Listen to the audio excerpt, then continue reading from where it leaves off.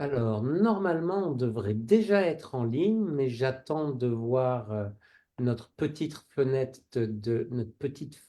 de live s'afficher. C'est difficile à dire ça. Pour l'instant, je ne la vois pas. Moi, je la vois, hein. Tu la vois? Il y a marqué que la réunion est diffusée maintenant en Ah, direct. voilà, Il y a super. un petit temps de décalage. Ok. Et c'est bon, on y est. Et c'est bien, le son est coupé. Comme d'habitude, on va attendre 1 ou 2 minutes avant de rentrer dans le vif du sujet, histoire de ne pas parler tout seul. Mm. Ah, ça commence avec Karine, qui est la première à arriver, en tout cas la première à commenter. Voilà, ça commence, ça commence. 16. On attend quelques minutes, Bon. puis on va partir.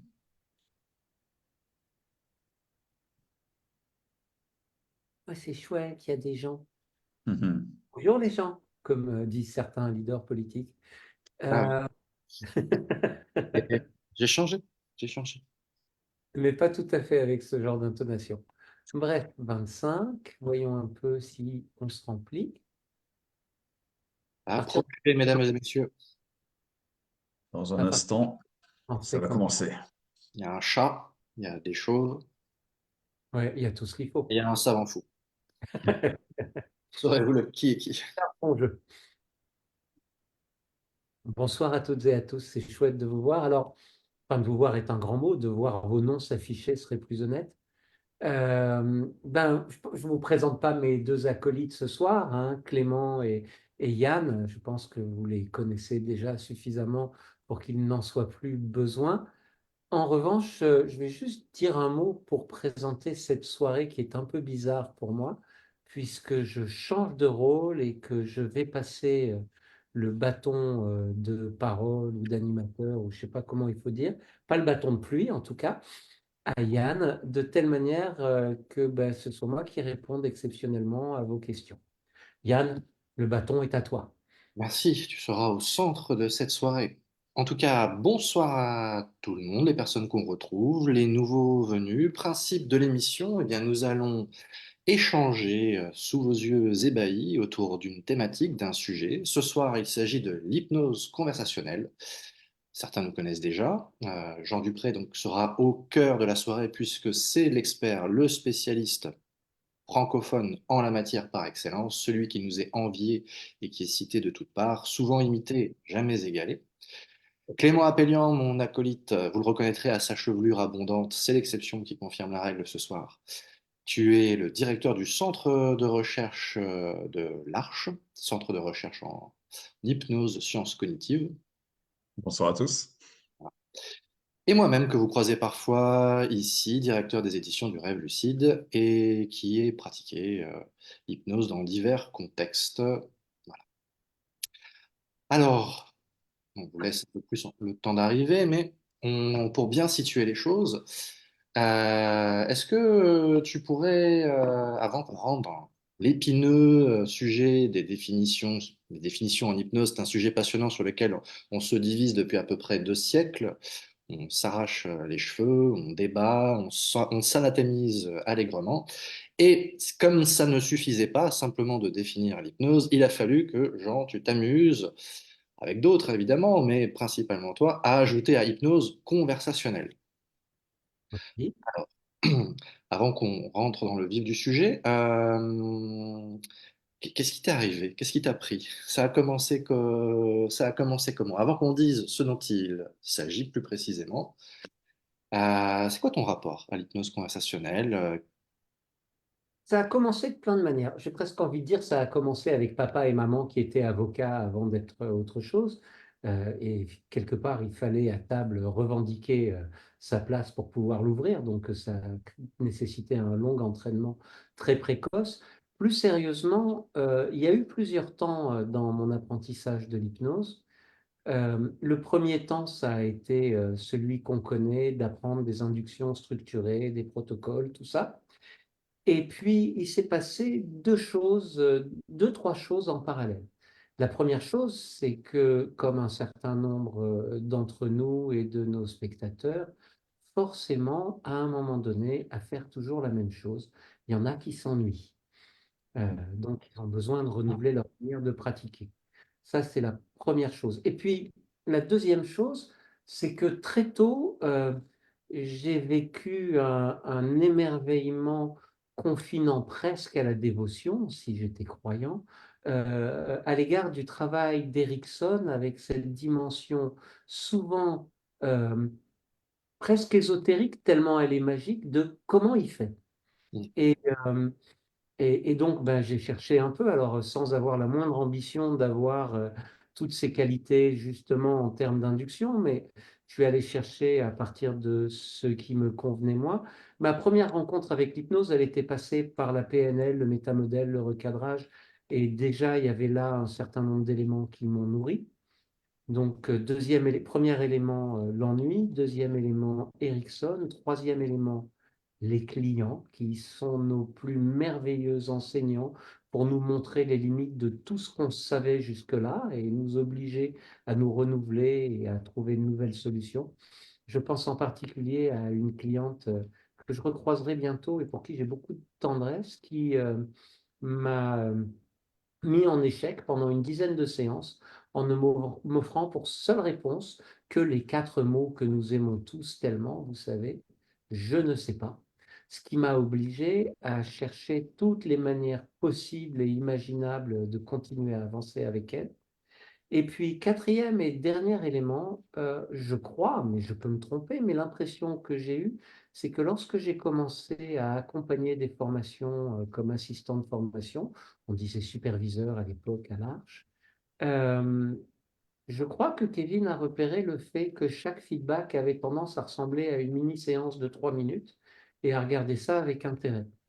Et je pense que tous ces facteurs ont fait qu'à un moment donné, ce goût, ce jeu, cette envie aussi de comprendre les phénomènes psychiques m'a amené, d'abord avec Kevin, puis de manière de plus en plus autonome, à proposer justement d'autres façons d'aborder l'hypnose qu'avec simplement des inductions formelles. Ça va, c'est une bonne réponse, ça? Tu marques un point? On peut demander à nos invités du soir, à notre public qui a tout à fait le droit d'interagir, de poser des questions. D'ailleurs, on Comme ça. regarde au fur et à mesure. N'hésitez pas à interagir avec nous. Moi, ça me va très bien. Alors, j'ai envie d'abord de me tourner vers Clément, qu'on sache un petit peu, qu'on précise les choses, de quoi parle-t-on. Si je te dis, Clément, si je prends la toute première définition qui a jamais été publiée dans un dictionnaire, c'était le Grand Larousse dans les années 1870 sur le mot hypnose, il disait état proche du sommeil qui se déclenche lorsqu'on regarde un objet brillant. Ah, On a C'est occurrence antérieure. génial celle-là. J'ai trouvé une occurrence antérieure avec un moucheron africain. Un boucheron africain. C'est un état proche de la narcose lié à maladie du sommeil, sûrement. la maladie du sommeil, oui. Ouais. Alors, l'hypnose. Commençons par ça, Clément, si tu veux bien. Bah oui, Comment tu parce que définirais ça? le truc, c'est que dans l'hypnose conversationnelle, il y a conversationnel et puis il y a hypnose. Et le truc, c'est que la plupart des gens voient ce qu'est une conversation, mais beaucoup moins ce qu'est l'hypnose. Euh, sur l'alliance des deux, j'ai vraiment hâte que Jean nous précise tout ça. Mais c'est vrai que ta définition, elle est très drôle parce que je crois qu'il n'y a pas un seul mot en fait qui on va dire, est correcte. L'hypnose, généralement, aujourd'hui, on laisse la conception d'état de côté parce qu'elle est, on va dire, très problématique. Très problématique, c'est plus une métaphore que vraiment quelque chose d'aidant pour essayer de comprendre ce qu'est l'hypnose. Le sommeil, on sait depuis assez longtemps, mais voilà, on avait de bonnes preuves déjà dans les années 50 que ben, l'hypnose et le sommeil étaient deux choses complètement différentes et qu'il n'y avait aucun lien, on va dire, direct entre les deux. Et oui, regarder les objets brillants, heureusement, voilà, ce n'est pas une condition nécessaire ni suffisante pour vivre des expériences hypnotiques. Donc du coup, maintenant qu'on sait ce que c'est pas, faudrait peut-être savoir ce que c'est Et l'hypnose. donc, Il faut peut-être rappeler déjà qu'il n'y a pas de consensus sur la définition. En fait, c'est même si il y a une définition qui est donnée par l'American Psychological Association, qui est un peu une grosse association en psychologie américaine. En fait, cette définition ne fait pas consensus. En fait, il y a même des articles qui ont été publiés par pas mal de groupes de recherche pour critiquer en quoi cette définition est mauvaise et pourquoi en fait elle va à l'encontre même de certains résultats de recherche. Donc voilà, tout ça pour dire que ça serait assez présomptueux de Peut-être pas, sortir ouais. une définition de l'hypnose, mais, parce qu'il y a un mais, il y a une façon assez simple de conceptualiser l'hypnose, ou en tout cas de mettre un contour à ce qu'est l'hypnose. C'est la faculté de changer son expérience. C'est une faculté, une activité humaine qui requiert certaines compétences. Généralement, on considère qu'il n'y en a pas qu'une seule. Ceux qui disent ouais, l'hypnose est réductible à seulement l'attention, par exemple la maîtrise de l'attention, ben, pas vraiment. C'est plus compliqué que ça. Ceux qui disent bah, l'hypnose n'est que de l'imagination, ben, peut-être que ça l'implique, mais peut-être que ça ne se réduit pas à ça. Donc c'est une faculté à modifier son expérience, et éventuellement cette expérience peut avoir des conséquences plus lointaines sur la physiologie, etc.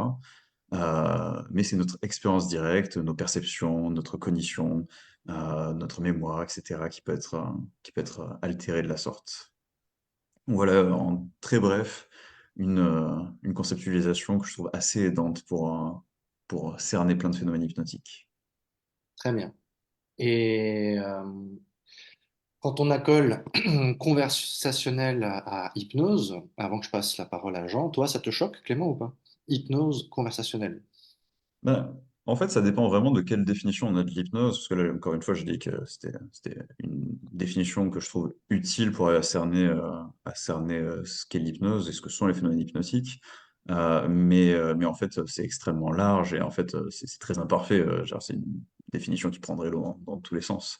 Donc, selon comment on conceptualise l'hypnose, en fait, hypnose conversationnelle, ça va de soi, dans le sens où il pourrait même pas y avoir d'hypnose non conversationnelle, presque, selon la définition. D'autres définitions, ça serait carrément antinomique. Avec l'idée, par exemple, que ben, dans l'hypnose, il y a un opérateur, un hypnotiseur qui va hypnotiser quelqu'un qui va se taire, et du coup, vu qu'il se tait, ben, il n'a pas de conversation. Donc, suivant comment on le conçoit, même comment on conçoit le lien entre l'hypnotiseur et l'hypnotisé, eh bien, ça peut aller de quelque chose qui va de soi, l'hypnose conversationnelle, à quelque chose qui est complètement inimaginable. Et c'est pour ça que j'ai hâte que Jean nous en dise plus, puisque, Ah, c'est à sûrement. mon avis, ta définition va nous emmener dans des choses très intéressantes. Je me trompe? Qu'est-ce que tu nous proposes, Jean, là-dessus?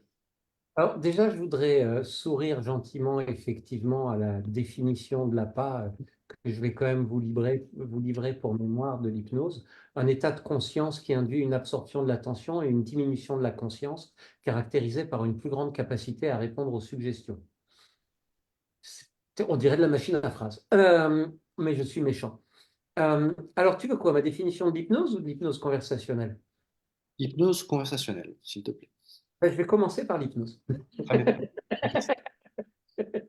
Parce que c'est quand même de là que ça part. Et je rejoins beaucoup Clément, et c'est un sujet sur lequel on passe quelques déjeuners parfois.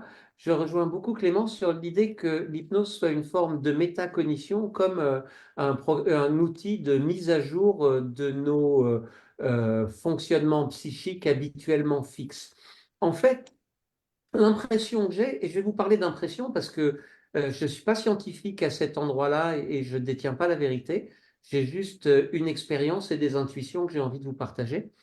Euh, le sentiment que j'ai, c'est que au fur et à mesure de notre évolution en âge et en éducation, notre flexibilité, notre malléabilité psychique, si elle n'est pas entretenue, a tendance à s'affaiblir et notre pensée a tendance à devenir de plus en plus rigide. C'est-à-dire que quand on regarde un enfant, alors les enfants peuvent être très obstinés, on peut dire du coup où est la malléabilité, parce que parfois un enfant peut être très obstiné pendant un moment. N'empêche que quand on voit la quantité d'informations qu'un enfant est capable d'absorber entre 0 et 3 ans, par exemple, c'est tellement effarant d'imaginer qu'après, on en vienne à croire qu'on sait. Et qu'à partir du moment où on croit qu'on sait, eh ben, on se prive de notre capacité d'apprendre. Et du coup, progressivement, on est structuré par une éducation, une culture, un environnement, et on en vient à ne plus remettre en question nos certitudes et à être prisonnier de schémas de pensée parce que cette flexibilité s'est perdue. Mais ce n'est pas une fatalité, parce que cette capacité à la flexibilité, elle est toujours disponible, et elle est d'ailleurs encouragée dans diverses cultures de diverses manières. Elle l'est peu par l'éducation scolaire en Occident depuis longtemps, mais parce que c'est important de se rappeler qu'une partie de l'éducation telle qu'on la connaît encore aujourd'hui date du 19e siècle avec la volonté d'avoir des enfants qui étaient capables de devenir des adultes étant capables de satisfaire à des tâches reproductibles et à être plus ou moins interchangeables. Donc on n'a pas forcément stimuler ce qui fait la singularité de chaque individu dans l'éducation scolaire, mais plutôt une espèce d'orientation vers une forme de norme. Et je parle à un enseignant en plus en disant ça, Yann, n'est-ce pas? Euh, et du coup, euh, pour moi, l'hypnose, avant de rentrer dans le détail de ce qui fait la différence entre hypnose ou pas hypnose, c'est d'abord et avant tout euh, un ensemble de méthodes développées en Occident depuis la fin du 18e sous divers vocables pour faire la différence avec les autres trans traditionnelles qui sont des trans qui peuvent avoir les mêmes buts mais qui n'ont pas nécessairement les mêmes schémas d'activation, qui ne fonctionnent pas toujours de la même manière. Par exemple, en hypnose, on ne travaille pas vraiment avec du tambour ou avec des rythmiques, alors que ce sont des stratégies de saturation et de dynamique collective. En plus, il y a à peu près qu'en Occident qu'on pense la transe de manière aussi individuelle. La plupart du temps, elle est induite par le collectif et pas par un individu. Donc, je reste sur cette notion d'hypnose qui est en fait un avatar historique occidental qui démarre à la fin du 18e pour se poursuivre jusqu'à aujourd'hui, même si ça prend divers noms depuis le début, et qui vise à réactiver, à mettre en mouvement une part de la psyché qui est en gros la part qui a été éliminée par le siècle des Lumières. Parce que ce n'est pas du tout un hasard si l'hypnose, sous sa forme mesmérienne du début, naît d'une tentative d'explication rationnelle de l'exorcisme. Ça arrive au moment du siècle des Lumières, c'est-à-dire quand on cherche à sortir des dogmes et de ce qui paraît irrationnel pour comprendre les mouvements psychiques. Le truc, c'est que ça commence pas bien, puisque en guise de truc rationnel, on part sur le magnétisme animal qui manque encore de preuves. Je dis qu'il manque encore de preuves, car je rappelle que c'est pas parce qu'on n'a pas mesuré de magnétisme animal suffisant à ce jour qu'il n'existe pas. C'est juste qu'on n'a pas les instruments de mesure pour le prouver. Peut-être qu'un jour, on pourra prouver que Mesmer avait raison. J'en sais rien. C'est important de se rappeler que c'est pas parce qu'on ne peut pas observer quelque chose que c'est nécessairement faux. On peut juste pas dire que c'est vrai. Ça c'est un rappel aussi. Donc, pour moi, il s'agit d'activer des ressources psychiques qui sont disponibles dans chaque individu et dans chaque culture, et que chaque individu et chaque culture met en mouvement de façon différente, et qui ont en gros vraiment pour fonction de favoriser la mise à jour de notre subjectivité et notre adaptation à notre environnement. Ça, c'est le résumé de ce que c'est que pour moi l'hypnose. Après, culturellement, ça passe par un certain nombre de manifestations qu'on appelle des phénomènes hypnotiques et un certain nombre de choses observables qui ont été plus ou moins codifiées pour faire la différence avec un état normal à l'époque où on pensait que c'était un état. Mais en fait, on sait tous, je pense, y compris parmi ceux qui nous regardent, que la plupart des effets hypnotiques peuvent être obtenus sans hypnose, ce qui est assez agaçant, parce que du coup, on se demande en quoi ils sont spécifiquement hypnotiques. Euh, on en a des conversations comme ça, Clément. Et, Plein, hein, plein.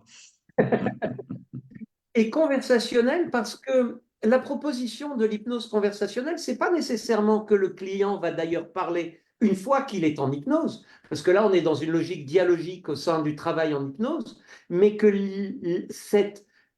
ce mouvement de l'esprit va être induit par quelque chose qui n'est pas une séquence comportementale ritualisée. J'insiste sur ritualiser. Bien sûr, ce sont des séquences comportementales, mais il n'y a pas de rituel décodé des deux côtés. C'est quelque chose qui se fait de manière plus plus fluide et moins consciente. Je prendrai juste un exemple, hein, pour moi, de l'hypnose conversationnelle, c'est le bisou magique de maman. Hein. C'est faire disparaître la douleur en faisant un bisou ou en soufflant dessus. Il n'y a pas d'induction, mais très souvent, ça produit un effet. Tiens, Jean, ça, toi, tu sais ça. Qui est, pour un hypnotiseur classique de la fin du 19e siècle, qui s'est intéressé énormément, justement. Hippolyte Bernheim, la maman. Qui est le premier hypnotiseur qui nous a jamais hypnotisé? La mère. Ouais. Et Hippolyte Bernheim de la suggestion, 1884. aux petites réactions à ta définition très intéressante, que je rejoins aussi par notre ami psychiatre et hypnotiseur Christophe Dufour. Uh-huh. Oui, le magnétisme a été invalidé totalement comme hypothèse par de multiples expériences. Cela n'existe pas et ce sont d'autres agents qui ont cours. Et là-dessus, il y a quand même largement Et la consensus. non. Et je vais me faire plein d'amis parmi les hypnomagnétistes. Rappelons-nous, messieurs, mesdames, le mot hypnose a été créé en opposition à l'hypothèse magnétique, en opposition totale. Ce que je dis juste, c'est qu'on ne peut pas dire que quelque chose n'existe pas parce qu'on ne l'observe pas. Ça s'appelle l'inversion de la preuve, ça, non? On ne l'observe pas. C'est à celui qui soutient une hypothèse d'en prouver le Là, fait. là, je suis d'accord. Et Là, puis je suis. ça dépend aussi ce qu'on entend par n'existe pas ou avait tort. Parce que, par exemple, si. D'ailleurs, c'est à signaler que les premières expériences de psychologie en double aveugle ont été faites à l'époque de Mesmer. En fait, c'est assez dingue de se dire que à cette époque-là, il n'y avait pas de discipline qui s'appelait psychologie. En fait, l'hypnose, on va dire, prédate la psychologie. Et en fait, c'était des physiciens, des chimistes, des biologistes, etc., qui sont occupés de ces expériences sur ben, le mesmérisme, sur l'humanisme animal. Et ce qu'ils ont vu, c'est qu'en fait, ben, magnétisme, sans que les participants soient au courant du magnétisme, Sans la bah, donnait raison. pas forcément de résultats. Que les attentes sans le magnétisme donnaient les manifestations. Et en fait, ils ont conclu que l'imagination était responsable, pas le magnétisme animal, en tout cas pas ce que le magnétiseur faisait, mais plutôt ce qui se passait du côté du participant. Ce qui rejoint ce qu'on se disait en termes de plasticité mentale, en termes de capacité à modifier sa propre expérience. Et du coup, si on dit, bah, oui, ils avaient tort dans le sens où leur manipulation n'était pas efficace, mais reposait principalement sur le sujet. Ce que l'abbé Faria, d'ailleurs, soutenait, qui est déjà à cette époque, ce qui est ça aussi assez incroyable. Euh, Je sais pas. la question, c'est qu'est-ce qu'on met derrière imagination? C'est-à-dire que c'est un mot, comme magnétisme animal est un mot. Donc, toujours chercher un peu plus loin de la substance. Et conversationnel, alors, Jean. Mhm. Pourquoi on parlerait d'hypnose? Pourquoi on garderait le mot hypnose s'il y a conversation? Bon, on a notre petite idée avec Alors, Clément, mais c'est surtout toi qui es le spécialiste de la chose. je peux répondre très simplement. Parce que si on peut faire avec une conversation tout ce qu'on peut faire avec de l'hypnose formelle, c'est-à-dire produire tous les mêmes effets, si on peut le faire sans induction, c'est donc que l'induction formelle n'est pas nécessaire. Si l'induction formelle. Pour moi, hypnose conversationnelle veut juste dire hypnose sans induction formelle. Et de ce point de vue-là, j'en profite d'ailleurs pour poser un désaccord avec la définition habituelle qu'on peut trouver notamment dans certains cercles médicaux, en particulier de l'hypnose conversationnelle, qui serait une forme de communication d'influence. Bien sûr, on peut faire de la communication d'influence en utilisant des principes de la communication ericksonienne, mais pour que ce soit hypnose, il faut qu'on puisse solliciter les mêmes effets que ceux qu'on peut solliciter dans une hypnose formelle. Un de mes jeux préférés en formation, c'est de parler avec le sujet dans une séance normale et de basculer en un instant vers une série de phénomènes hypnotiques qu'habituellement on n'obtient qu'avec induction. C'est pour moi ce qu'on appelle hypnose conversationnelle habituellement dans un certain nombre de champs n'est pas de l'hypnose, mais à la rigueur de la communication hypnotique, de la communication d'influence. On devrait appeler ça de la communication ericksonienne, en fait, puisque pour l'essentiel, c'est la reprise d'un certain nombre de techniques de communication d'Erickson dans un champ non hypnotique. C'est de l'influence.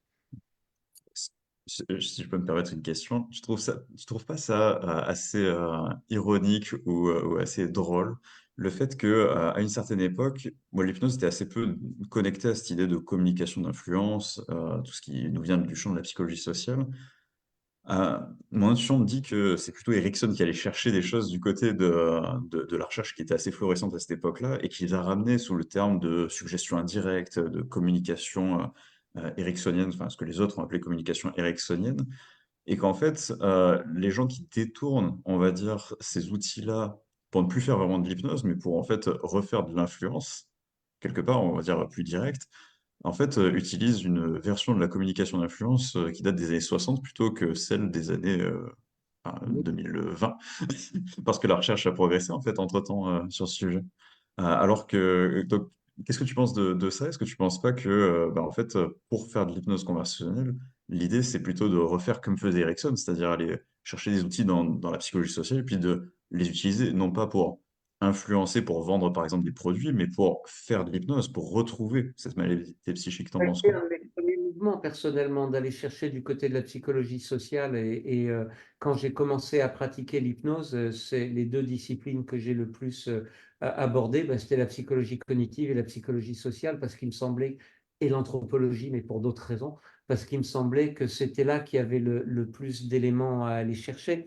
Après, moi, je voudrais quand même retourner à un élément qui me paraît absolument magique dans la communication ericksonienne et qui produit de l'hypnose et de l'influence.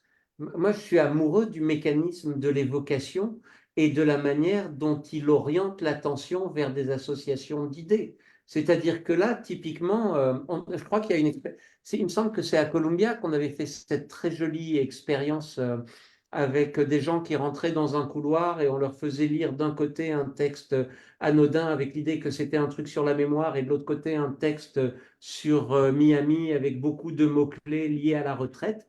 Et alors qu'ils croyaient que leur job de marche à la sortie sur le couloir. Et ça, pour moi, c'est typiquement le mécanisme associatif de l'évocation qui fait que l'évocation va produire des effets d'influence qui peuvent notamment conduire à une expérience hypnotique, mais qui vont créer des altérations de la perception, en fait, et de la pensée et du fonctionnement, du comportement. Ça, pour moi, c'est de la part d'Erickson. J'ai pas souvenir à l'époque où il fait ce travail-là, qui est tellement d'études, en fait. Je pense qu'il y a beaucoup d'études, beaucoup de travail empirique de sa part, qu'il est aussi un excellent clinicien qui expérimente beaucoup. Et puis en dehors de ça, eh ben, Bernheim et quelques autres avaient quand même déjà posé des jalons énormes. Quand on lit Erickson, c'est difficile de se dire qu'il n'a pas lu Bernheim et Faria, par exemple.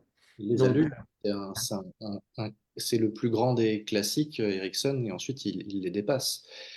Et il y a déjà des tentatives dans l'entre-deux-guerres de la part des hypnotiseurs pour s'occuper justement des rescapés de guerre qui ne peuvent pas, en plus d'encaisser un travail sur le trauma qu'on appelait le choc bomb à l'époque, ils ne peuvent pas en plus encaisser les peurs sur l'hypnose qui sont véhiculées à l'époque. Ces peurs qui ont d'ailleurs poussé certains à quitter l'hypnose pour aller vers d'autres techniques, l'association d'idées, la cure analytique, ce genre de choses.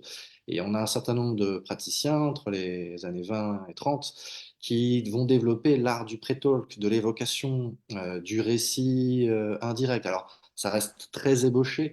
Erickson va beaucoup plus loin. Et pour ceux qui s'intéressent au sujet, allez voir dans le tome 1 des articles d'Erickson, notamment certains articles qui sont consacrés à l'induction de la transe profonde. Et vous serez assez surpris de constater qu'on est sur des techniques assez peu formelles, très utilisationnelles, très contextuelles.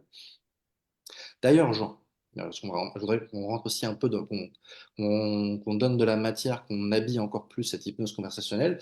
Si on vient faire une formation chez toi, qu'est-ce qu'on va apprendre et comment on va apprendre selon quel principe? Est-ce qu'on peut s'attendre à voir des phénomènes hypnotiques par le biais de techniques indirectes comme du saupoudrage, ou est-ce qu'on va voir des choses un petit peu plus comme en PNL où on manipule, entre guillemets, sans connotation, les ressentis des personnes? Ça ressemble à quoi ton séminaire, ta formation d'hypnose conversationnelle? Il y a quoi dedans? C'est quoi le menu?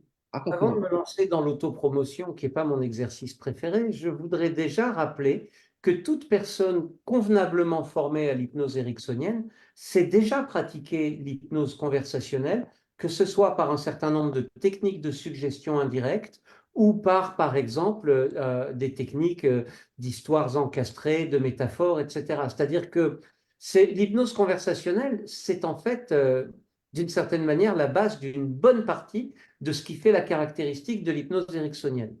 Ce que je suis allé chercher, moi, à partager dans ma formation et que je ne vous cache pas que je passe toujours pas mal de temps à chercher et à me Ouais. demander à quel moment je fais une mise à jour pour que ça change. Euh, Si tu veux, parmi les techniques que je ne mets pas encore beaucoup en avant dans la formation, parce que ça demande d'autres choses avant et je vais revenir dessus, personnellement, j'adore faire ce que j'appelle de l'évocation stratégique, c'est-à-dire évoquer des mécanismes psychiques qui vont permettre de favoriser des processus dissociatifs et de créer des expériences hypnotiques. La première chose, pour répondre à ta question, Yann, c'est qu'à chaque fois que je fais une démo en hypnose conversationnelle, il y a des phénomènes hypnotiques. Je ne les suggère pas toujours, parfois ils se produisent tout seuls. Je me rappelle encore d'une femme à qui j'ai par exemple pas suggéré l'effet hypnotique qui s'est produit, mais qui avait quelque chose qui l'a dégoûté en elle, qu'elle voulait recracher. Quand c'est arrivé dans la bouche, sa langue s'est paralysée. C'est une suggestion que je n'ai pas faite. Et des histoires comme ça, on est nombreux à en avoir plein en fait. C'est-à-dire que personnellement, j'ai tendance à souvent m'inscrire un peu en faux contre les fantasmes de toute puissance des hypnos parce que, en gros, celui qui fait l'hypnose, c'est le sujet, c'est pas l'hypnotiseur. L'hypnotiseur, il a un rôle, c'est d'activer des ressources chez le sujet qui va donner à l'expérience la couleur qui lui convient le mieux, si c'est ce que je vais appeler un sujet sain. C'est très différent et on y reviendra peut-être, j'arrive tout de suite, Yann, et on y reviendra peut-être un peu plus tard. C'est très différent avec certains sujets qui peuvent avoir des vulnérabilités psychiques qui vont les amener à une forme de soumission à des opérateurs et à leur fournir ce qui est attendu de l'opérateur. Mais heureusement, c'est plutôt le signe d'une vulnérabilité psychique pour moi que le signe du fonctionnement normal de l'hypnose. Ah, tu es d'accord, Clément? J'aime bien quand tu dis ça. Ah bah absolument.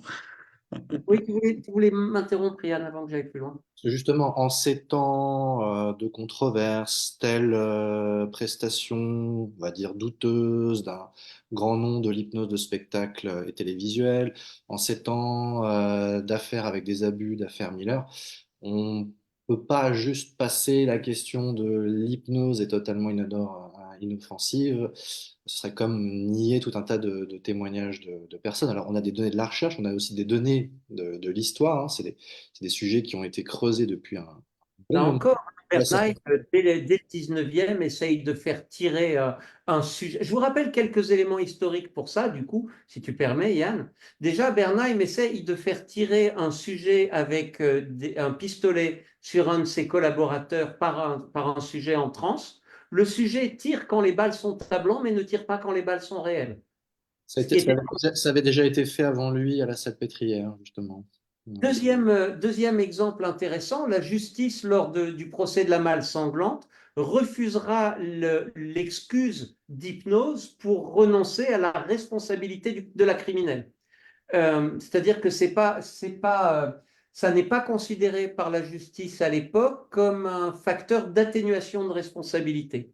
Par contre, si on veut parler des choses dégueulasses qui prennent trop de place dans la réalité, pas dans les médias, mais dans la réalité, je pense que ce qu'il faut comprendre, c'est que dès lors qu'il y a une relation d'influence, dès lors qu'il y a une relation de domination, dès lors qu'il y a une asymétrie dans une relation, alors il y a la possibilité d'aliénation qui peut permettre d'abuser d'une personne.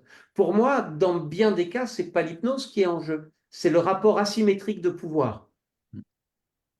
En fait, ce sont des abus de faiblesse. Et justement, l'hypnose conversationnelle est parfois présentée, ce n'est pas ton cas, dans des publications francophones notamment, parfois présentée comme une manière de guider, d'influencer l'autre, de modifier ses croyances, de manière subreptice, presque à l'insu du sujet. J'aimerais bien avoir avant qu'on revienne à la question de qu'est-ce qu'on va trouver dans ta formation, j'aimerais bien avoir ta réaction, Clément, sur ce que vient de dire Jean et sur cet aspect justement d'influence. Quid de l'hypnose par rapport à l'influence? Et puis, euh, Jean, je te laisserai réagir aussi à nouveau en fonction de toutes les expériences que tu as pu collecter. Donc sur cette question de l'influence et de l'hypnose, c'est une question, comme tu dis, enfin comme vous dites tous les deux, qui est hyper vieille. Et c'est très compliqué en fait de démêler la part de l'hypnose là-dedans. C'est c'est excessivement compliqué, mais il y a des expériences qui ont été menées, pas toutes jeunes. Il y en a plein qui ont été menées, il me semble, plutôt dans les années 60 à 80 à peu près, si ma mémoire est bonne, mais à vérifier. Et justement, en fait, ils ont fait des expériences où ils demandaient à des participants de faire des actions qui allaient contre leurs valeurs ou contre ce qu'ils voulaient faire. Donc, euh, voilà, des actions qui sont un peu dégueulasses, voire dangereuses, qui sont choquantes, etc.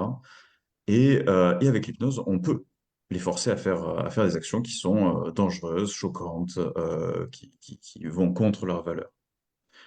Sauf que les scientifiques se sont pas arrêtés là. Ils ont quand même un groupe contrôle où, dans les mêmes circonstances de laboratoire, avec un chercheur, avec sa blouse blanche, sans hypnose, mais avec le même script, etc., mais la même pression aux participants. Et on se rend compte que ça alors, en fait, les participants, même sans hypnose, eh bien, ils font des choses qu'ils ne veulent pas faire. Voilà, ils font des choses dangereuses, qui les choquent, etc. Il y a même une expérience où le participant croit avoir un bécher d'acide et puis le jette au visage d'un assistant. Enfin, voilà, des choses un peu. À l'époque, on savait faire des expériences très drôles. Ah, je vous rappelle quand Et même l'expérience de Milgram, hein, de ce point de vue-là, tout à qui fait. est... Il les dépasse. Et il y a Mhm. déjà des tentatives dans l'entre-deux-guerres de la part des hypnotiseurs pour s'occuper justement des rescapés de guerre qui ne peuvent pas en plus d'encaisser un travail sur le trauma qu'on appelait le choc bombe à l'époque, ils ne peuvent pas C'est en étonnant. J'ai plus l'impression qu'on a encaisser les peurs sur l'hypnose qui sont une véhiculées réminiscence du à passé. l'époque. Ces peurs qui ont d'ailleurs poussé certains à quitter. Qu'est-ce que tu disais, Clément? J'ai l'impression qu'il y avait un son, une réminiscence. Oui, ok. Donc je suis pas le seul. Très bien. Euh, donc voilà, tout ça pour dire que en fait, les expériences qui ont été menées là-dessus, en conditions bien contrôlées, où on arrive à avoir des circonstances qui se ressemblent extrêmement. La seule différence, c'est que ben, dans un cas, on met de l'hypnose, eh bien, ce qu'on voit, c'est qu'il n'y a pas vraiment de différence, ce qui fait que c'est difficile de l'attribuer à l'hypnose, déjà comme seul responsable. Mais en plus, il n'y a même pas une valeur ajoutée à l'hypnose. C'est-à-dire, vous voyez, enfin, j'imagine que comme vous, vous voyez des pubs outrageantes. Je sais pas si c'est le fait que je suis ciblé en tant comme sur le net, mais des pubs de manipuler le cerveau des femmes sous hypnose, devenir un séducteur, etc. Moi, j'ai J'ai pas envie de ça. dire, mais vous vendez mal votre chose, votre produit, puisque l'hypnose, en fait, n'a pas de valeur ajoutée dans la manipulation de ce côté-là. En fait, même dans les études, ça a tendance à faire légèrement chuter les scores de manipulation. Alors, très faiblement, c'est pas significatif. Mais donc, non, en fait, les preuves vont plutôt dans le sens de l'hypnose et la manipulation sont orthogonales, n'ont aucun lien entre les deux, ou en tout cas, ce qui se serait passé avec un hypnotiseur, par exemple, pour rejoindre cette affaire, l'affaire Miller, par exemple, se serait passé en fait dans un cabinet d'un autre thérapeute qui n'utilise pas l'hypnose, en fait. C'est ça le fond du problème. Et du coup, Jean, je te rejoins tout à fait sur le côté. Oui, dans les circonstances thérapeutiques, il y a des relations de pouvoir, il y a des enjeux il y a des gens qui sont en plus dans des situations de faiblesse. Le thérapeute a un rôle particulier qui est souvent connoté dans notre société comme étant une position de pouvoir. Donc oui, oui, c'est un lieu qui est potentiellement dangereux, d'où le fait que les thérapeutes doivent faire preuve d'une éthique qui est importante, parce que, ben oui, c'est un endroit dans lequel c'est nécessaire, à mon regard.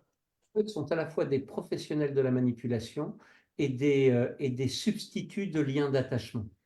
Mm. Donc, pour ces deux raisons-là, forcément, avec ou sans hypnose, ils ont la capacité d'aliéner des personnes, en particulier en situation de vulnérabilité. Maintenant, Alors, je lisais il n'y a pas très longtemps quelqu'un qui disait, ouais, mais tu comprends, il suffit de faire de la confusion à quelqu'un pour le mettre en transe et lui faire faire ce qu'il veut parce que c'est une technique d'effraction. Je ne sais pas vous, Clément ou Yann, mais moi, si quelqu'un me fait n'importe quelle technique de confusion sans que je sois demandeur, ben, je ne rentre pas dans la relation, c'est tout. bah, très heureusement, il existe un principe psychologique qu'on appelle la réactance. Le fait que quand on se sent manipulé, quand on sent en fait que la personne en face essaye de nous la faire à l'envers, bah, bizarrement en fait, on bloque tout. On bloque tout et ça va être le mur. Et c'est une très bonne chose. C'est un super mécanisme. Bon, des fois qui se retourne un peu contre nous dans certaines circonstances, mais globalement, heureusement qu'on a ça. Donc non, généralement, les gens qui essaient de nous manipuler, généralement, ça va droit à l'échec la plupart du temps. Et fort heureusement. En fait, souvent dans les relations entre pervers et victime, il y a tout simplement une rencontre entre une vulnérabilité et une perversion, et c'est la rencontre des deux qui va produire le résultat. Et ce qui n'est pas une façon d'accuser la vulnérabilité, hein, c'est juste une façon de se rappeler qu'il y a une asymétrie et des intentions, et que ça n'a pas grand-chose à voir avec les techniques hypnotiques. Le point commun avec les techniques hypnotiques, c'est que l'hypnose utilise plein de techniques de manipulation, Mhm. Est-ce que ça comme nous renverrait n'importe pas un petit quelle. peu à ce que tu transmets? Hein. Quoi?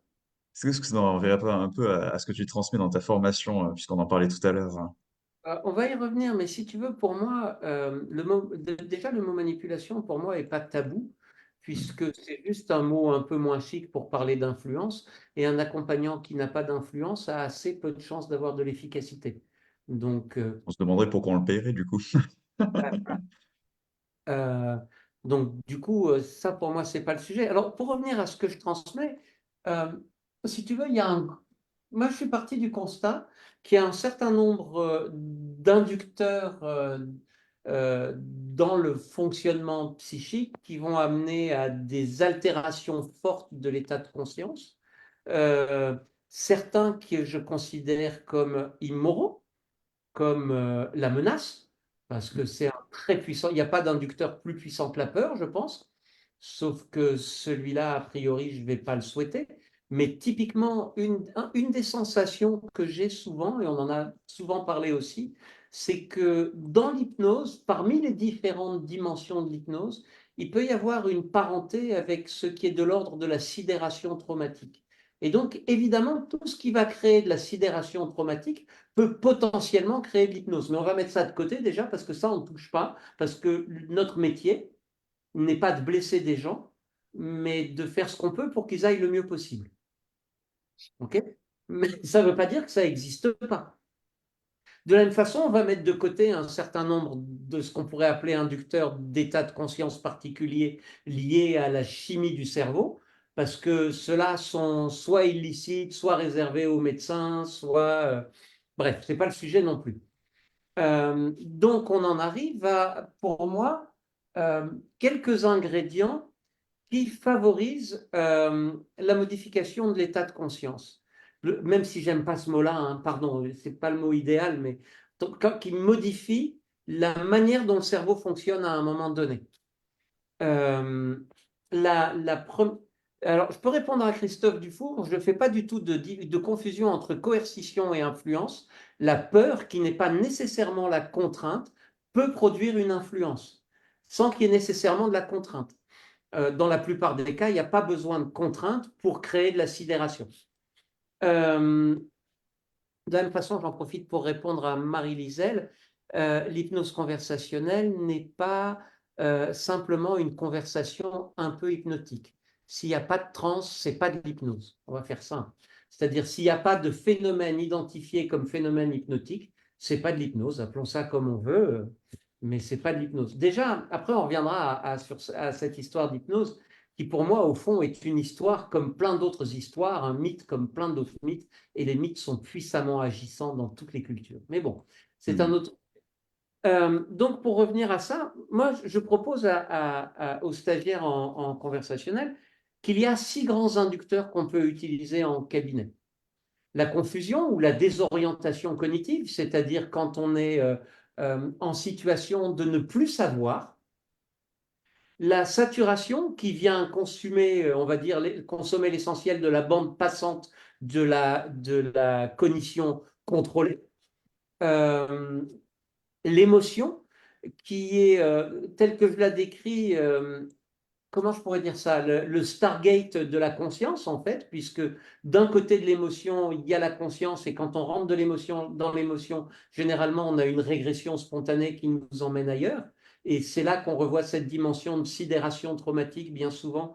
Et moi, s'il y a une chose que je trouve extraordinaire, c'est de rentrer dans une problématique et dans une transe par l'émotion liée à une problématique pour aller modifier exactement la perception de la situation qui a créé ce temps de transe dissociative pour que la personne puisse l'aborder différemment. Je trouve que c'est une des plus belles choses qu'on puisse faire.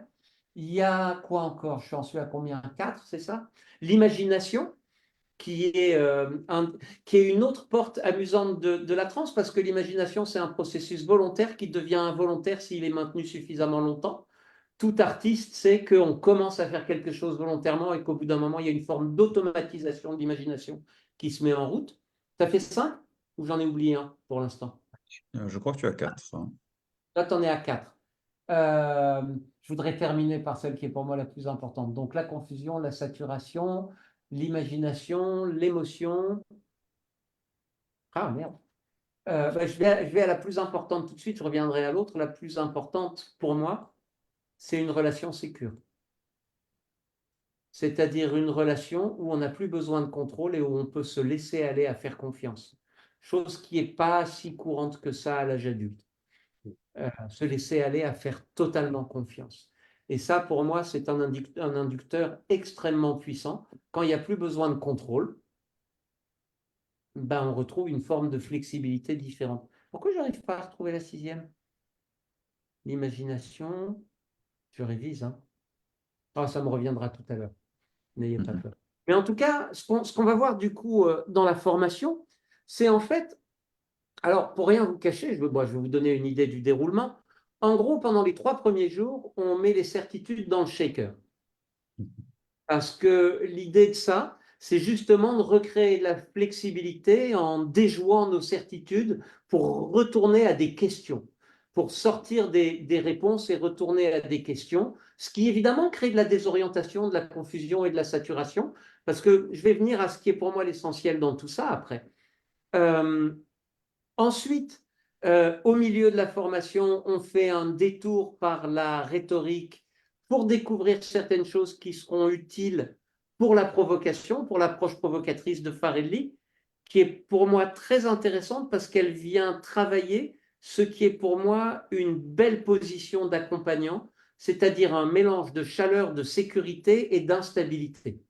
Parce que tout notre travail, finalement, c'est de rendre instables les schémas habituels pour qu'ils puissent se transformer, mais faire ça dans un contexte suffisamment sécur pour que ce soit possible au lieu d'être traumatique. Et puis, les derniers jours, on travaille sur ce qui est pour moi le plus magique, c'est-à-dire qu'on peut utiliser la modélisation symbolique issue du clean language, on peut utiliser l'émotion. En gros, on va utiliser ce que j'appellerais, pour moi, c'est une approche naturaliste de la transe, en fait. On va se servir de ce que fait déjà le sujet, je vais prendre plusieurs exemples, pour lui permettre d'entrer dans une transe qui ressemble à sa transe problème, et je vais revenir à cette notion-là, pour pouvoir transformer sa transe problème en transe solution. Parce que, par exemple, il y a une proposition qui a été faite par, comment s'appelle ce gentil monsieur? euh, Ah, j'ai des trous de mémoire ce soir, c'est pas bien. Euh, Ça va me revenir aussi, Gilligan, qui a écrit un livre magnifique en anglais qui s'appelle Therapeutic Trances, qui est de mémoire dérivé de sa thèse de doctorat en psychologie, et où il met en évidence qu'il y a en gros 2 grands types de ce qu'il appelle des trans, lui. Les trans de consolidation et les trans de changement. Et je trouve cette idée intéressante, parce qu'il y a un certain nombre de problématiques. Oui, imagination, saturation, relations sécurisantes, je sais, il en manque. C'est chouette. Euh, je reviens donc là-dessus. Où est-ce que j'étais? Gilligan. Donc, en gros, une reviviscence, par exemple, ou un ressassement, une pensée obsessionnelle, d'une certaine manière, sont des transes en ce qu'elles abstraient le sujet de la réalité extérieure pour les faire vivre dans un monde irréel. OK? C'est une absorption de l'attention en dehors du monde. Mais c'est une absorption qui répète toujours le même message et qui produit toujours des résultats délétères. On pourra revenir sur les mécanismes éthologiques de tout ça, puisqu'il y a un très beau travail de Peter Levine, notamment sur ce sujet-là. Et la transe du changement, c'est celle qui va permettre, parce qu'il y a la sécurité, de remettre des marges de flexibilité à l'intérieur de quelque chose qui s'était rigidifié pour pouvoir créer de nouveaux comportements, de nouvelles compréhensions, de nouvelles façons de réagir. Parce qu'au fond, ce que les gens vivent la plupart du temps comme des problèmes, on est bien d'accord ici, je pense, pour se le dire, sont les meilleures solutions qu'ils ont trouvées la plupart du temps à un moment donné pour faire face à une situation. Simplement, comme ils les ont souvent installés dans un état d'insécurité, bouger de ce qu'ils ont vécu comme une situation recrée de l'insécurité. Et par conséquent, pour leur permettre de faire cette transformation-là, il y a besoin de cet espace de sécurité. Donc, on aura l'occasion de revenir là-dessus. Mais au fond, pour moi, tout ça, c'est lié à une vision personnelle de ce qu'est la transe. Je reviendrai sur les autres dimensions plus culturelles parce qu'elles jouent un rôle. Mais en gros, j'ai l'impression que chez beaucoup de clients, la problématique est une transe de sidération qui s'est enquistée dans la psyché de la personne.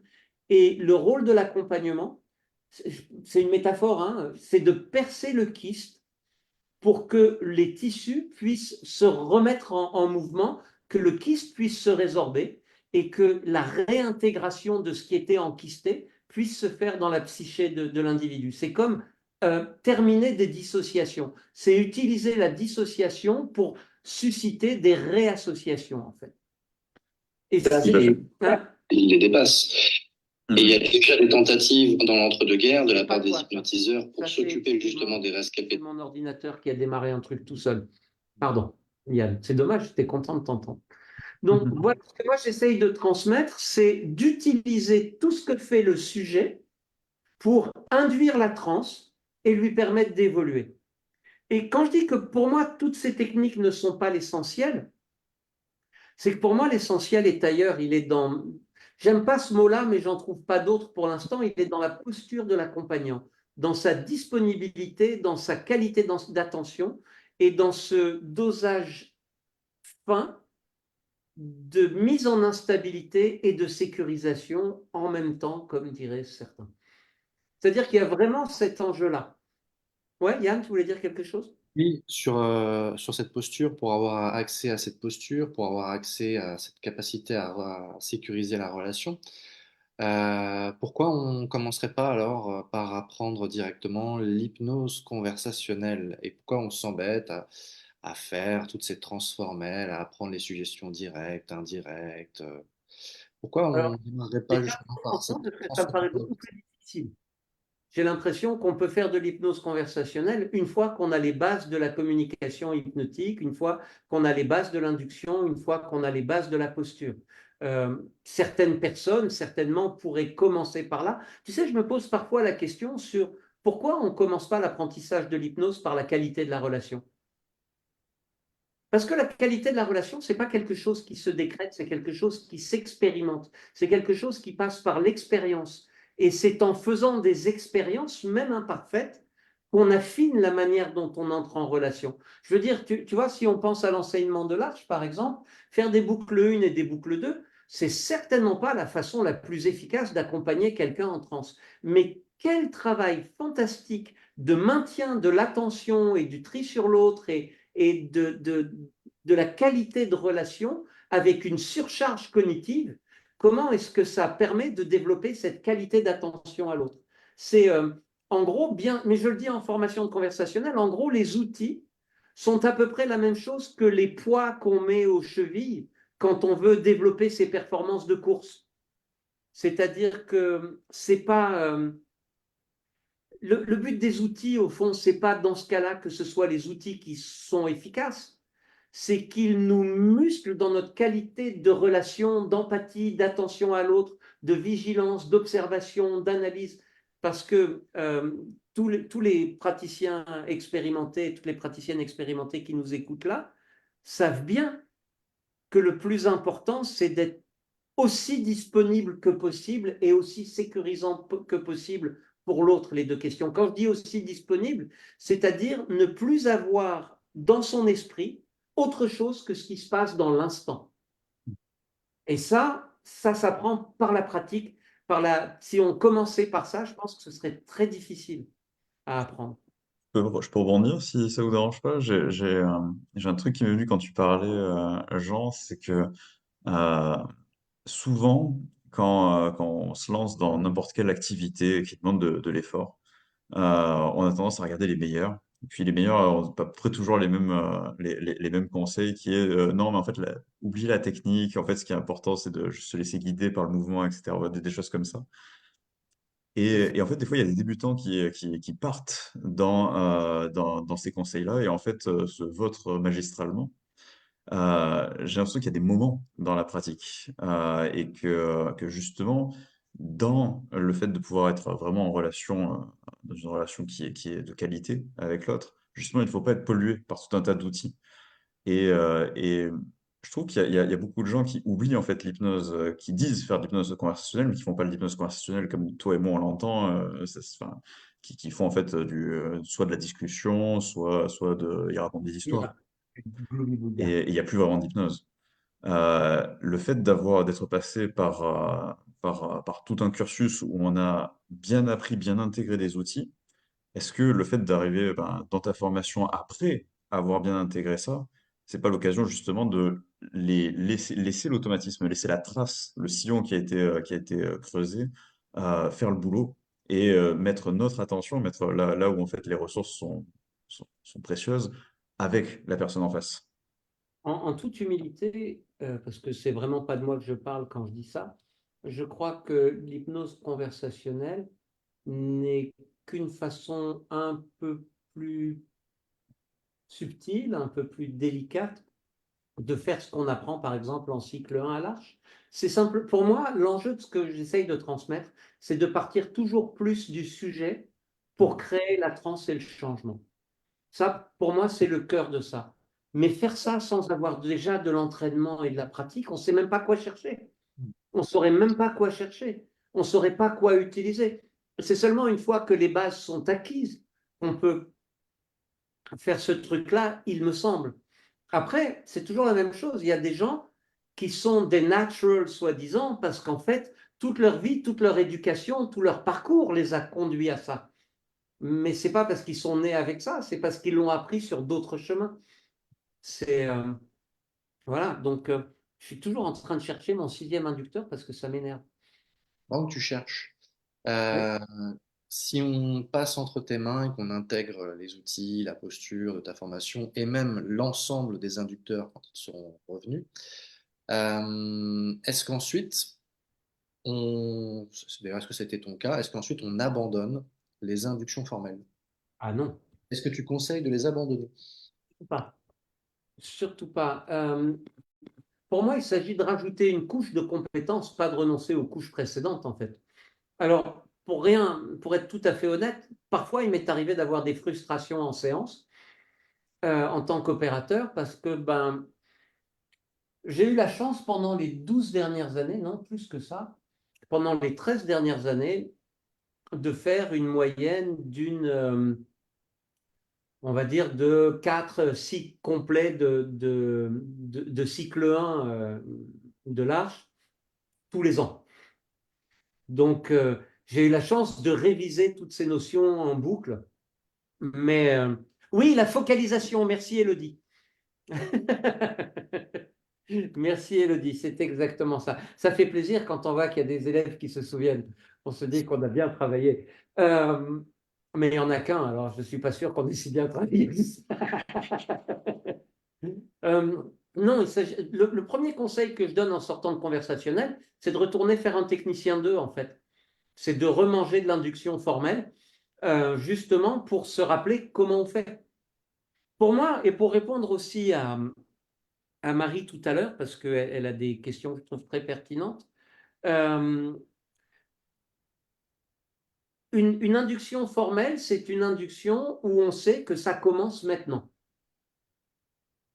C'est typiquement, vous savez, c'est l'entretien préparatoire. Ah, attendez, maintenant, on va faire une induction pour que vous soyez dans l'état qui permet de.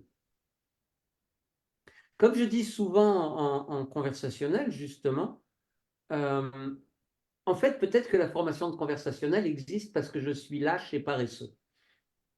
Et qu'avant de faire une induction formelle, j'aime bien que mes sujets soient déjà en transe.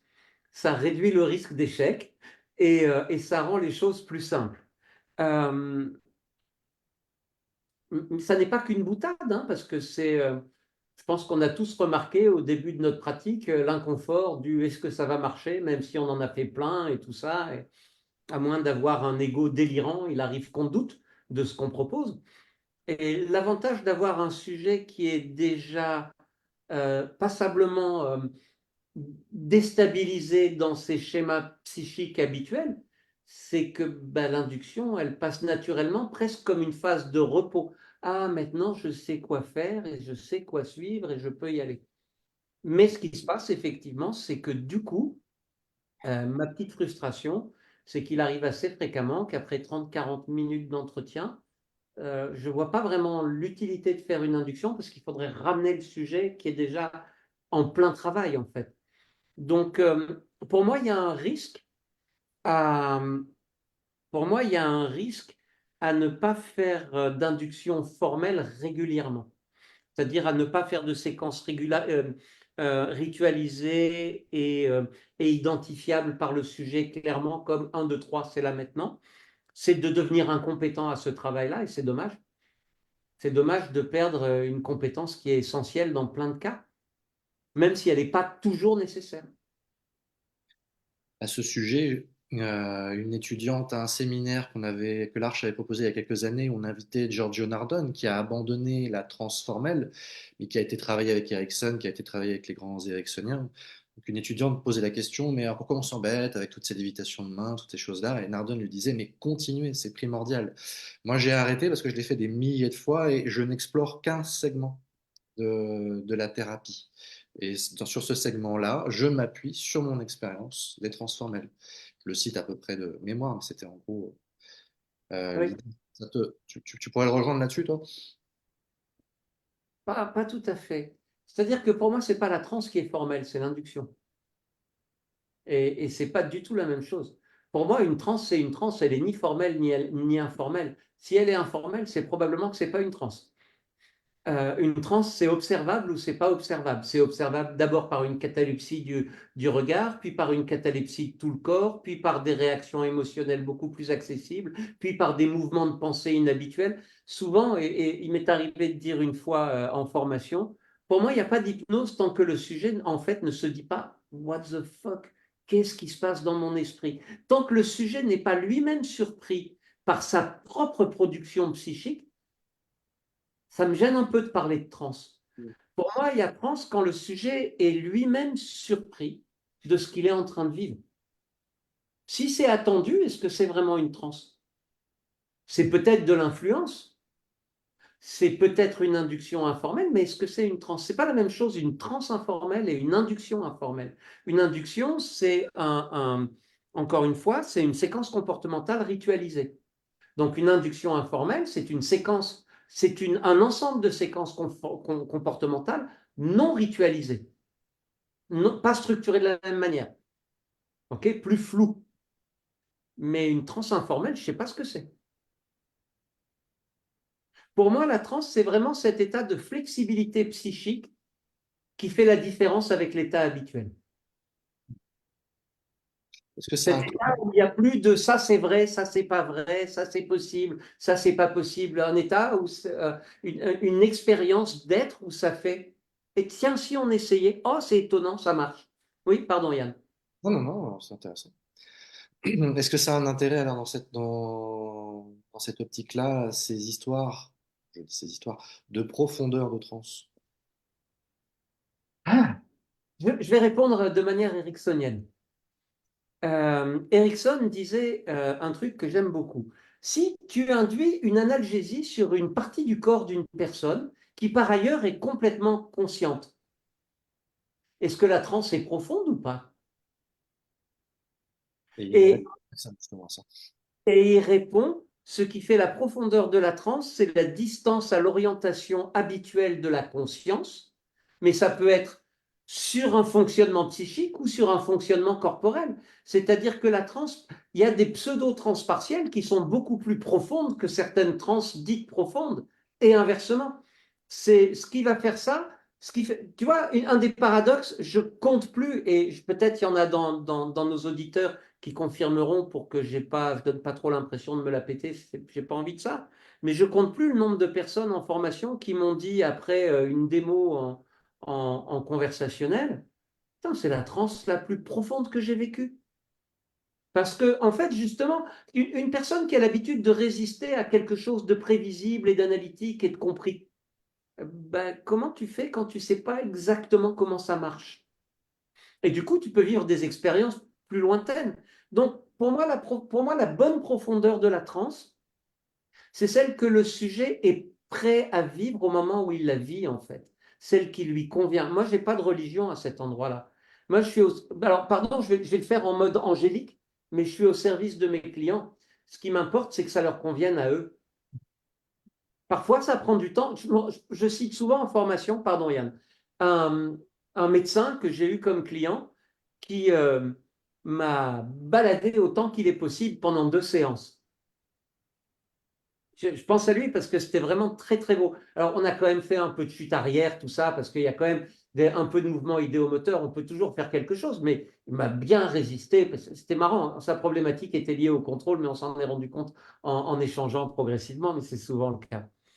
Et pendant 2 séances, il m'a fait tourner en rond comme c'était pas possible. Mais l'avantage d'avoir ces outils-là, c'est qu'on avançait quand même.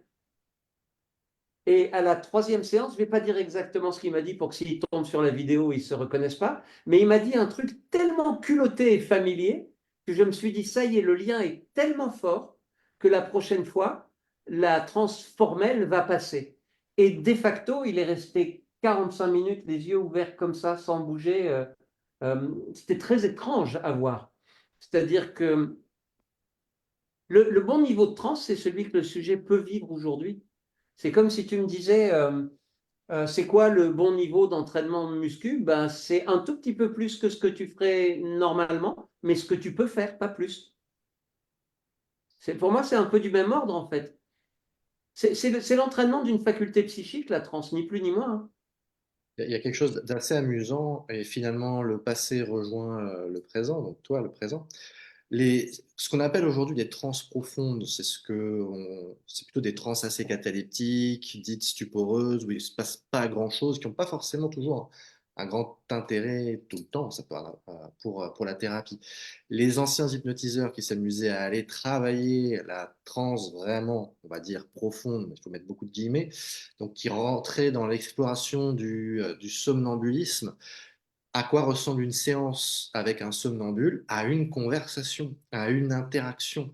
On ne Oui. verra pas de différence comment dire, de manière formelle, mais la personne qui a vécu cette expérience va pouvoir, elle, la qualifier de profonde,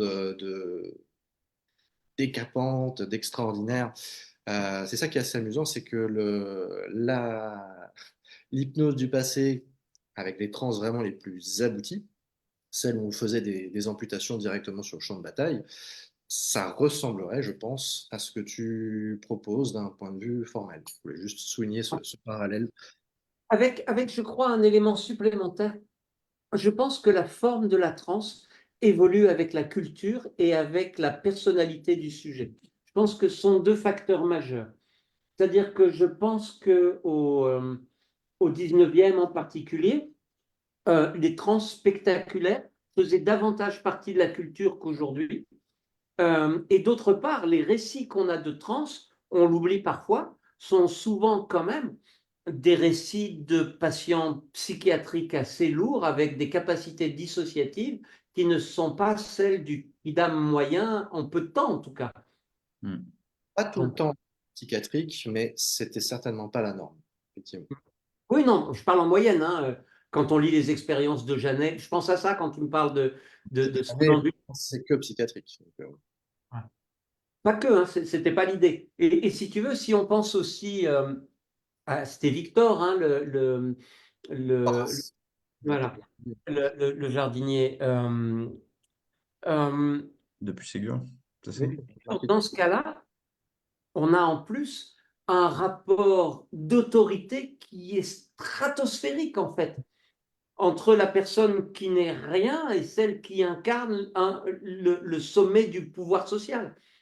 Je pense qu'on oublie justement cette dimension d'autorité sociale dans ce qu'a été l'hypnose autrefois. Et, euh, et heureusement, j'ai envie de dire, au XXIe siècle, la majeure partie des gens, je dis la majeure partie, puisqu'encore une fois, quand on est en grande situation de vulnérabilité, on peut avoir tendance à trop s'en remettre à l'autre, mais la majeure partie des gens contestent l'autorité. Et entre nous, hein, pour avoir travaillé avec des gens d'autres pays, je n'ai pas vu de sujet plus chiant que les Français, parce qu'ils contestent tout. Moi, pour avoir travaillé dans des séminaires internationaux, mais c'est d'une facilité l'hypnose comparée à un Français moyen. C'est incroyable. Et pourquoi je ferais ça? Et qu'est-ce qui va se passer après? C'est assez étonnant. Alors, c'est peut-être un trait culturel et peut-être que je le caricature, et pardon si c'est le cas, mais l'impression que ça me donne, c'est qu'on aime tellement savoir avant de faire en France, alors qu'il y a d'autres cultures où on expérimente pour savoir. On est les rois de la théorie, je crois. Parce qu'il y a des avantages, mais pas que.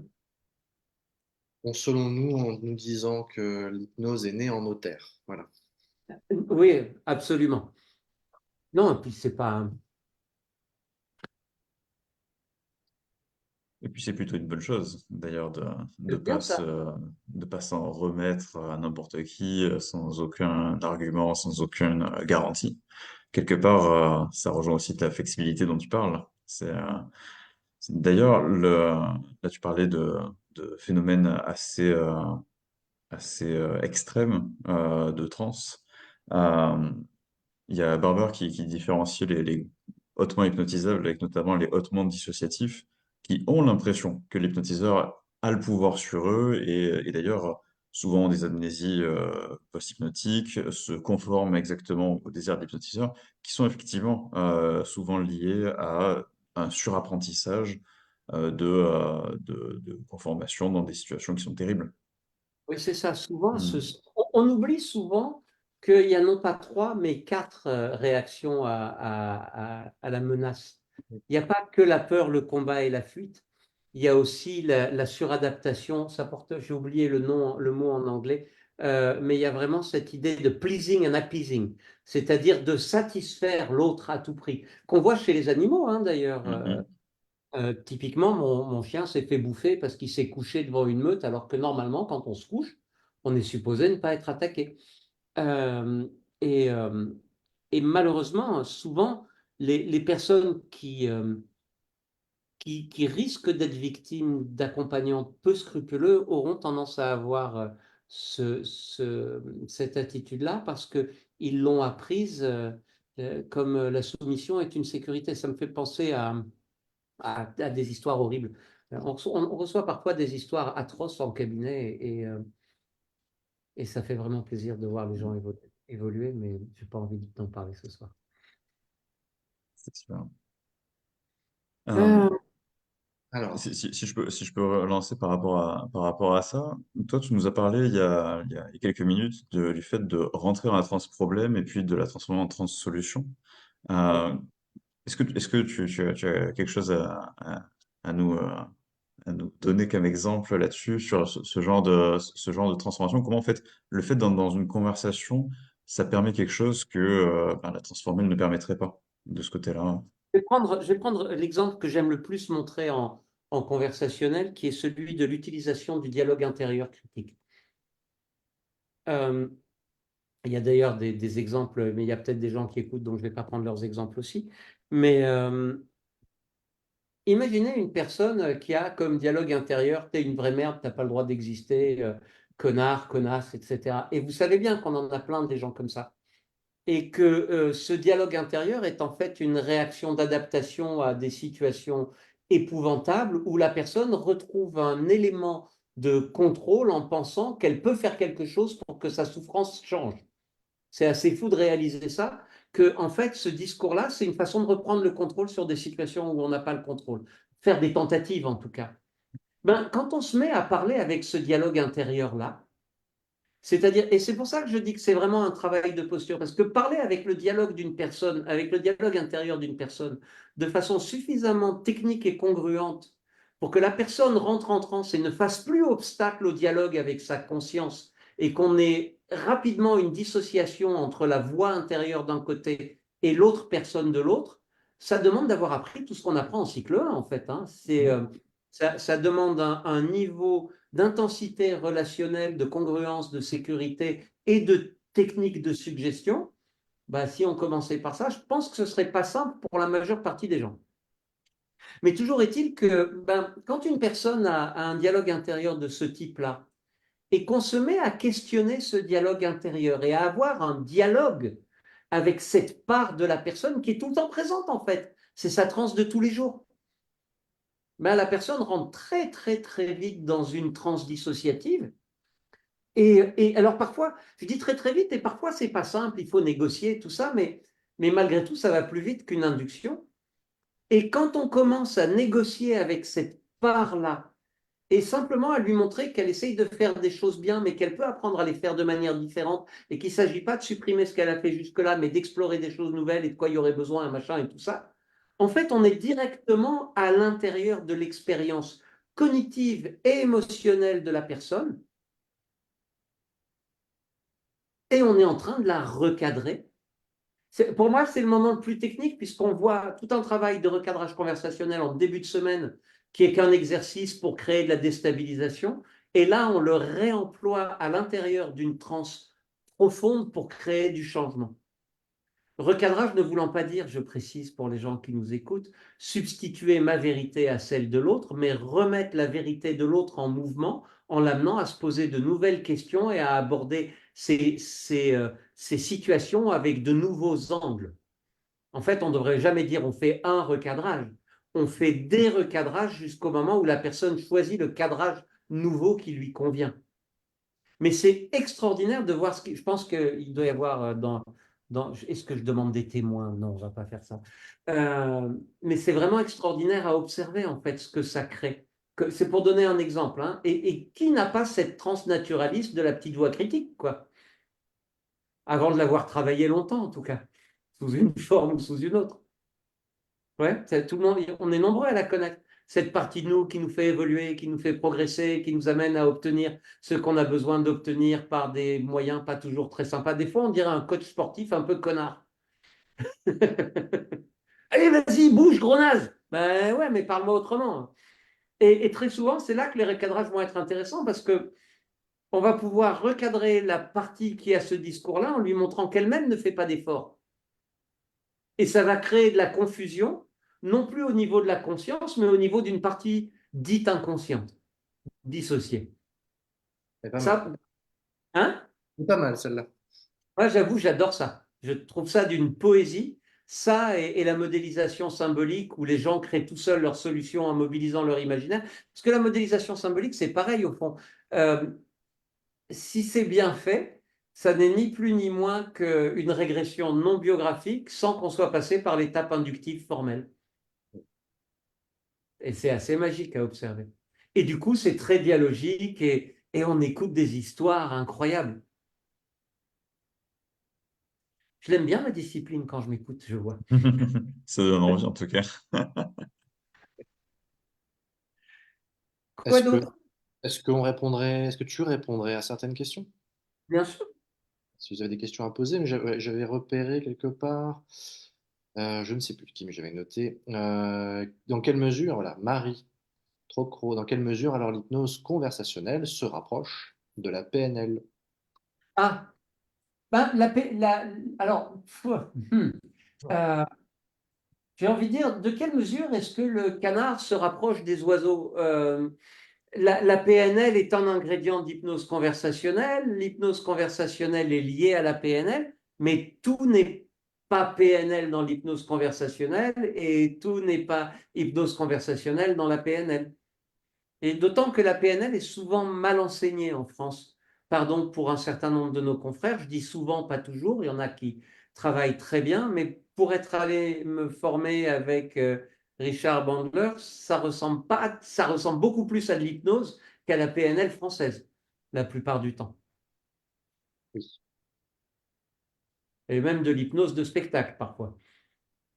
Euh, Moi, je voudrais quand même dire un petit truc, si vous permettez, sur, poum, poum, poum, sur pourquoi on parle d'hypnose conversationnelle aujourd'hui en particulier, parce que on est à un moment charnière de l'histoire de la pédagogie de l'Arche où l'hypnose conversationnelle qui était présente, qui a été le premier module de cycle 2, en fait, le premier module post-cycle 1 en 2011, vient de quitter le cycle 2 pour devenir une formation de spécialisation, et ça va répondre à Magali Rouxel, qui est donc accessible non plus seulement aux praticiens de l'Arche, ou alors il fallait passer par les fourches codines de plein de trucs, parce que, en gros, le cycle 2 conduisait vers la certification de maître praticien de l'Arche et demandait une homogénéité de niveau.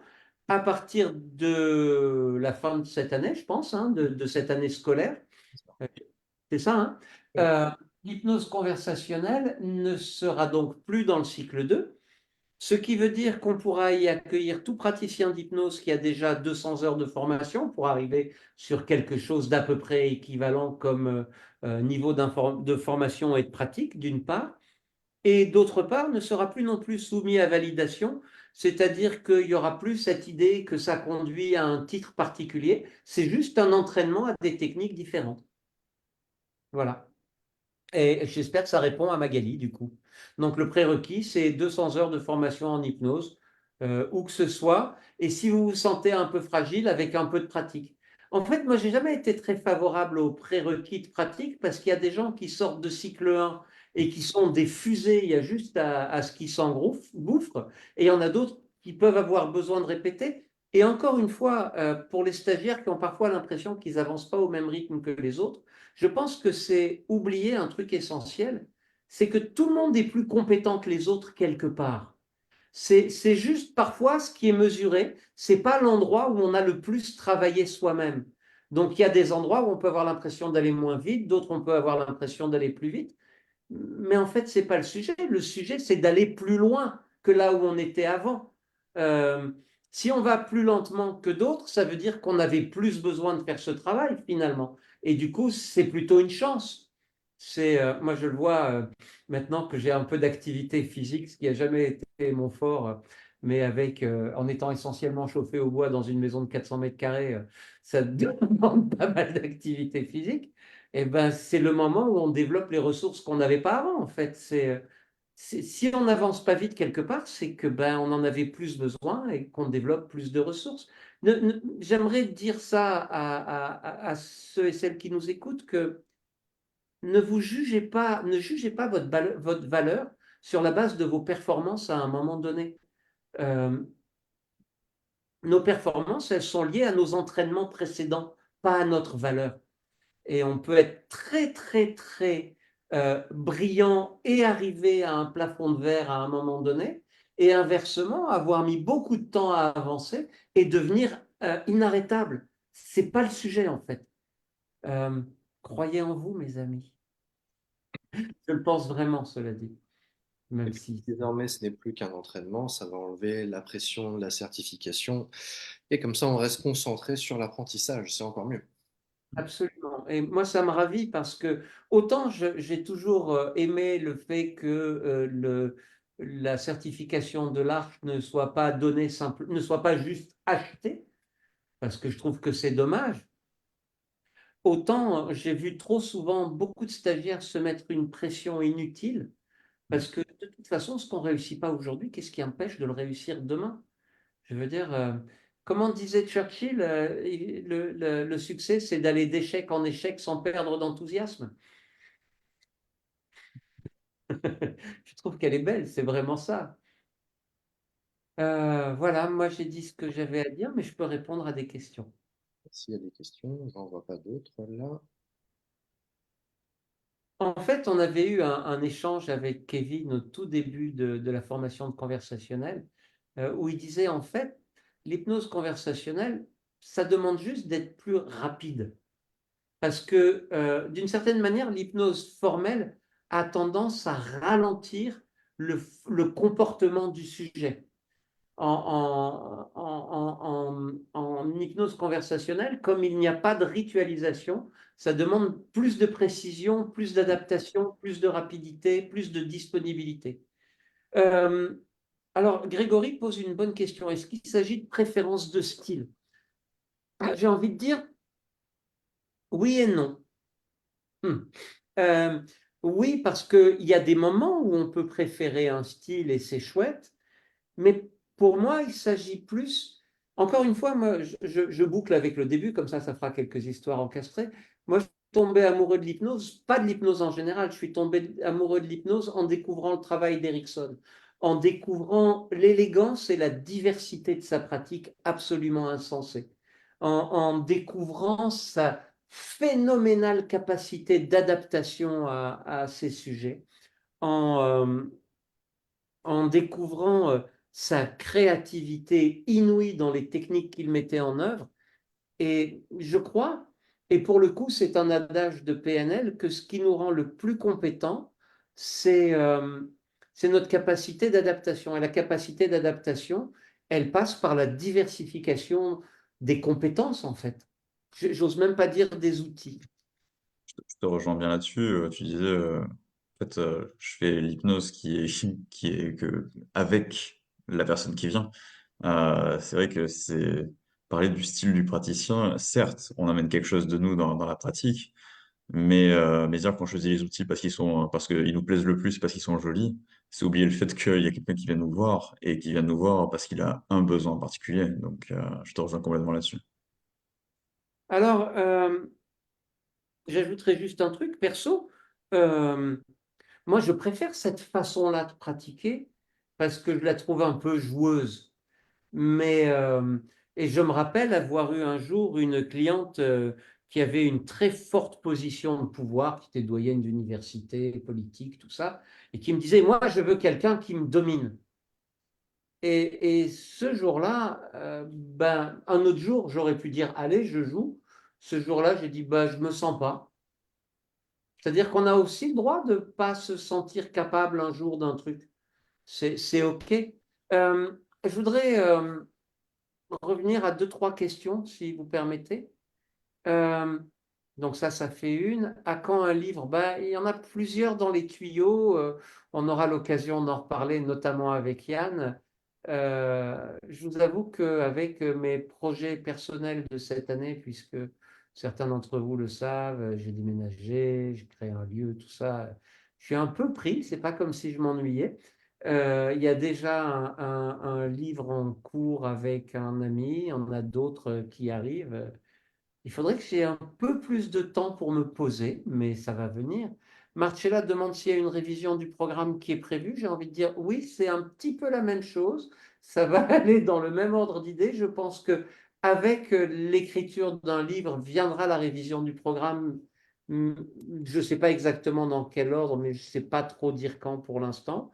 Si on a fait le conversationnel lorsqu'il était encore en cycle 2, avons-nous encore le droit au retour?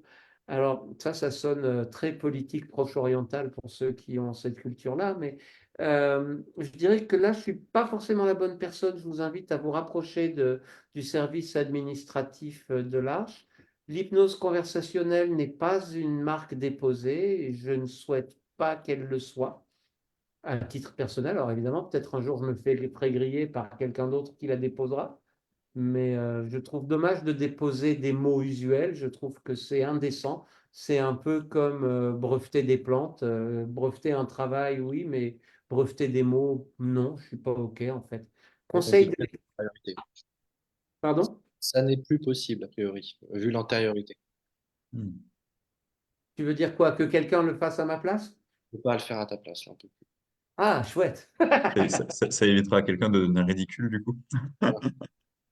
Euh, Magali, conseil de lecture en attendant mon ou mes livres.